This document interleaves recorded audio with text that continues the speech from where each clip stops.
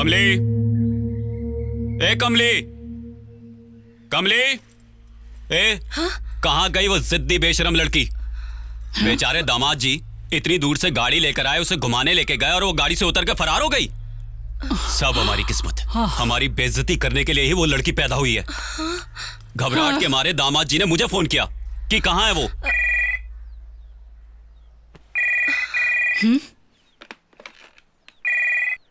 Hello छोटी दीदी। छोटी दीदी क्या हुआ? तुम रो क्यों रही हो दीदी? क्या हुआ? मैं राजा को मिलने वहां गई थी। अचानक उसका पैर फिसल गया और वो चट्टान से गिर गया। उसके सर और पैर में बहुत चोट आई है। अभी वो दुर्ग के हॉस्पिटल में है।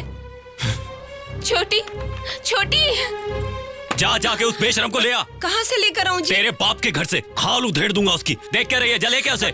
बच्ची को डांटना मत। तो हट, मैं ही जाकर लेके आता हूँ उसे। शादी से पहले अगर ये हाल है तो शादी रोक दे। मेरी तो कोई सुनता ही ए, नहीं। तू अपनी बकवास अपने पास रख।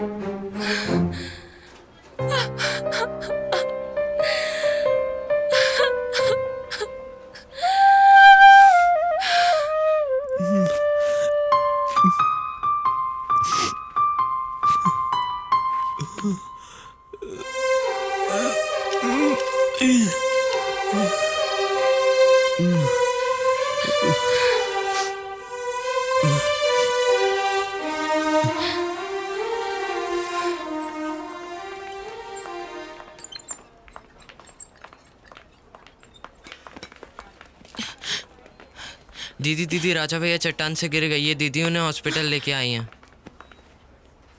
ये सब कैसे हुआ?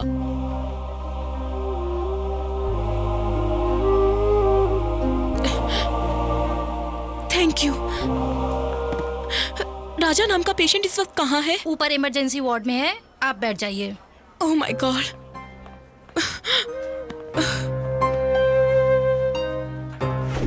Okay sir.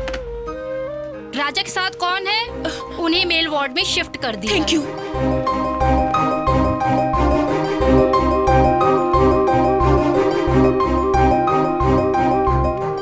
डॉक्टर। देखिए राजा बहुत कैसे हो किस्मत वाला भैया? है। कोई और होता तो मुश्किल होती। इतने ऊपर से गिरने के बाद भी सीरियस इंजरी नहीं हुई है, माइनर फ्रैक्चर है। मैंने प्लास्टर कर दिया है, बहुत जल्दी ठीक हो जाएगा। बहुत सख्त जान है, पर हाँ इनका अच्छे से ध्यान रखना। Sister thank you doctor. चलो। देखो पेशेंट को डिस्टर्ब मत करो, सब बाहर जाओ। मुझे कुछ भी नहीं हुआ, तुम लोग जाओ। राजा अब कैसा लग रहा है? अगर तुम अभी कहो तो मैं किले पे चढ़कर दिखा सकता हूँ। ठीक है, वो हम बाद में करेंगे। राजा ये कमली है, यही तुम्हें हॉस्पिटल लेकर आई है। थैंक्स। दरअसल राजा को रॉक क्लाइंबिंग के लिए मैंने ही फोर्स किया था, उसी की वजह से ये सब हुआ। नहीं, ये सब मेरी वजह से हुआ। चट्टान से उतर रहा था, छोटी सी भूल हो गई, फिसल कर नीचे गिर पड़ा, बस और क्या। इफ यू डोंट माइंड, राजा के पास मैं रहूं क्या? अरे तुम क्यों तकलीफ उठाओगी? इनका ध्यान रखने के लिए मैं हूं ना यहाँ। You don't worry. प्लीज मना मत करो। कमली,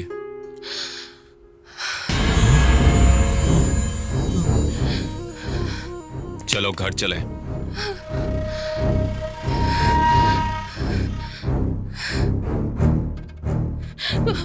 पापा पर राजा। इसका ये लोग ध्यान रख लेंगे। चलो।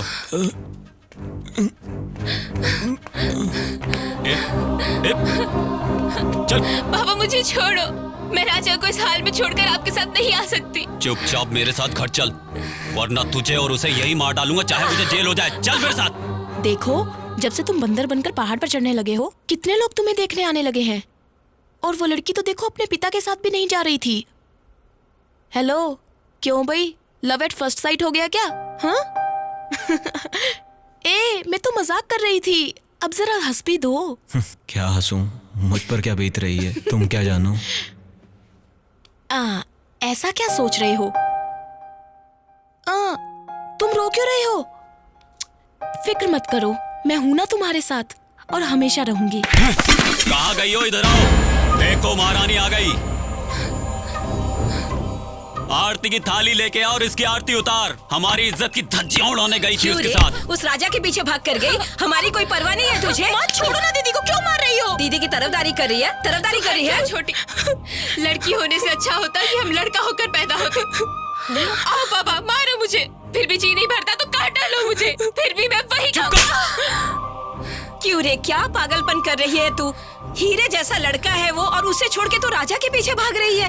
अपने माँ बाप की फिक्र नहीं है तुझे? प्यार, राजा तो मुझे मेरी जान से ज्यादा मेरा अपना बन चुका है। हे भगवान, दुख हो या सुख हो, मुझे उसके साथ ही जीना है। ए, तू सामने से हट। हाथ जोड़ती हूँ, ऐसा मत कीजिए। नहीं, नहीं, बात सुनिए। ये ले, पकड़ इसे, पकड़, काट डाल हम दोनों के सिर। अपनी जिद पूरी करने से पहले हम दोनों को मार दे। आज एक नया इतिहास बनने दे। जन्म देने वालों को मारकर दो प्रेमी एक हो गए। ले मार दे हमें। नहीं पापा।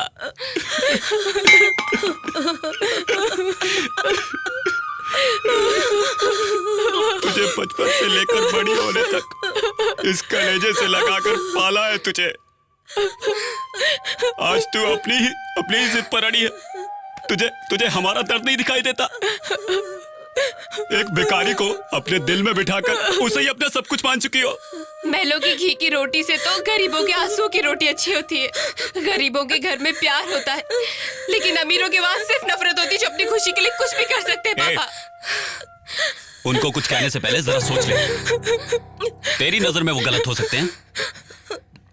घर आकर रिश्ता मांगने वालों के यहाँ जाके ना कैसे कहूँ, इससे अच्छा तो मैं मर जाऊं। कैसी बातें कर रहे हैं आप? अब जाइए, मैं समझाती हूँ उसे। अब जाइए। कमली, बेटी ऐसा क्यों कर रही है तू? हर माँ बाप यही चाहते कि उसकी बेटी की शादी अच्छे घर में हो, तो वक्त की रोटी वो खुशी से खाए। तो माँ बाप को और क्या चाहिए? अपने बाप को गलत मत समझ बेटी। तू अगर अपने जिद पे अड़ी रहेगी तो तेरा बाप जिंदा नहीं रह पाएगा। माँ, सच बताओ, मुझे जन्म देने वाला बाप यही है क्या? कमली, जाओ माँ, जाके जहर ले आओ। मैं और जीना नहीं चाहती। बेटी, जीने की इच्छा होती है, इंसान तभी कुछ करने की सोचता है। तुम ऐसी बात क्यों कर रहे हो? उस सूरज को देखो, आज डूब रहा है, कल वो फिर से उदय होगा। तुम्हारी जिंदगी भी ऐसी है, तुम जरूर जीतोगे। मुझे तुम पर पूरा भरोसा है, तुम जरूर कर दिखाओगे। धीरे से। हाँ, अरे छोड़ो मुझे, मैं अपने बल पर ही चलूंगा। एक पैर से किले पे चढ़कर दिखाऊंगा तुम्हें, चाहे हड्डी टूट जाए। एक पैर से? पहले हॉस्पिटल से डिस्चार्ज तो हो जाओ, फिर एक पैर से चढ़ना। अगर मैं एक पैर से किले पे चढ़कर दिखा दूं तो? हाँ, मैंने कब कहा कि नहीं चढ़ सकते? चढ़ोगे। बदकिस्मती पीछे ही नहीं छोड़ रही है, गिरने के बाद भी जिंदा हूं मैं। कुछ साबित करने के लिए नामुमकिन को मुमकिन करने की कोशिश में आज कई लोग गलत कदम उठाकर जेल में सजा काट रहे हैं, तब भी वो हिम्मत नहीं हारते। सुन रहे हो ना तुम? धरती पर बोझ बनकर दूसरों के सहारे जिंदगी बिताना भी कोई जिंदगी है क्या? मतलब कि कोई कामयाब नहीं हो पाया तो मर जाओ? मेरा वो मतलब नहीं था। फिर क्या मतलब था? हमेशा बहती हुई नदी की तरह रहा करो। ठहरा हुआ पानी गंदा हो जाता है, लेकिन बहता हुआ पानी हमेशा साफ रहता है, हमेशा फ्रेश रहता है। दिल भी बिल्कुल वैसा ही है। नामुमकिन को मुमकिन करने के बारे में सोचो, फिर देखना तुम ही जीतोगे। मेरी तुमसे यही एक्सपेक्टेशन है। मेरी जिंदगी में से कई दौर आए और चले भी गए। फिर से वही बातें। औरों को तकलीफ देना ही मेरी जिंदगी बन गई है, और तुम मेरी सेवा में दिन रात एक कर रही हो। मुझे लगता है मैं भी तुम्हें तकलीफ दे रहा हूँ। अरे, बहुत गलत सोच है। हे बंदर, इधर देखो।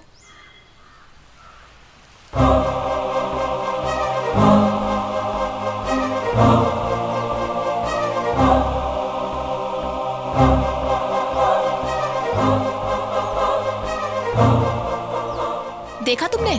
इस इंसान के दोनों पैर नहीं है, फिर भी इसने अपनी लाइफ को कैसे चैलेंजिंग बनाया है। तुम भी ऐसे ही बनो, मैं यही चाहती हूँ। कभी कभी मुझे भी बिल्कुल ऐसा लगता है। लगना काफी नहीं है, उसे तुम्हें चैलेंज समझना होगा और उस चैलेंज को तुम्हें जीतना ही होगा।